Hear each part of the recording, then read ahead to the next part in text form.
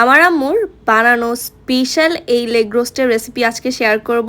And guys, এটা শুধু দুধ দিয়ে বানানো হয়ে গেছে, আর এটা টেস্ট যদি গবেষণা করে বলি, খেতে একদম মজা হয়েছে অনেক।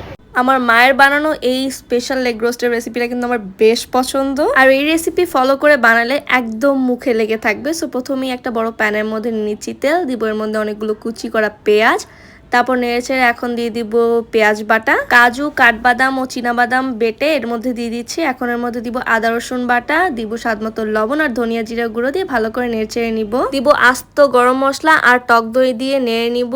And this are the sweet people যে আমার লাস্ট ভিডিওতে কমেন্ট করেছিল। সাবু from Uttara, Prabha from Feni, Habibur Rahman from Bogura, Mahi from Comilla and Tasnim from Noakhali. Anyways, এখন এর মধ্যে দিয়ে দিব লাল মরিচের গুঁড়া আর দিব এর মধ্যে দুধ। আজ এখানে কোনো আমরা পানি ইউজ করব না, গ্রেভির জন্য শুধু আমরা দুধ ইউজ করব। এখন এর মধ্যে দিয়ে দিব কাঁচামরিচ, তারপর লেগ পিসগুলো এখন এক এক করে এই গ্রেভির মধ্যে দিয়ে দিব।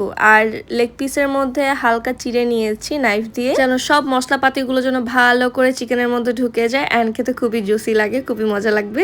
এখন এর মধ্যে অ্যাড করে দিব পেঁয়াজ বেরেস্তা, তারপর এর মধ্যে দিয়ে দিব কিছুটা চিনি, আর চিনিটা দিলে টেস্ট খুব ভালো এনহ্যান্স করে। এখন ঢেকে কিছুক্ষণ এটাকে কুক করতে হবে। আর এর মধ্যে যারা আমাদের ফেসবুক পেজে ফলো দাওনি, কারিমা রহমান ফেসবুক পেজে ফলো দিয়ে আসো, লিঙ্ক কিন্তু প্রোফাইলই দেওয়া আছে। এখন এর মধ্যে গরম মশলা ছিটিয়ে দিব, তারপর নেড়ে চেড়ে নিলেই হয়ে যাবে এই মজাদার লেগ রোস্ট রান্নাটা। অ্যান্ড তারা কথা বলতে বলতে বানানো হয়ে গেছে আম্মুর হাতের স্পেশাল লেগ রোস্ট রেসিপি। দেখলে তো কত ইজি ছিল এই রেসিপিটা বানানো।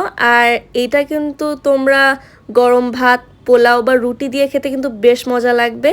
আর এটার ঝোলের কথা তো নাই বললাম, ঝোলটা খেলেই তোমরা পাগল হয়ে যাবে। এই রেসিপিটা মাস্ট ট্রাই করে আমাদেরকে জানাবে। ইয়াম্মি।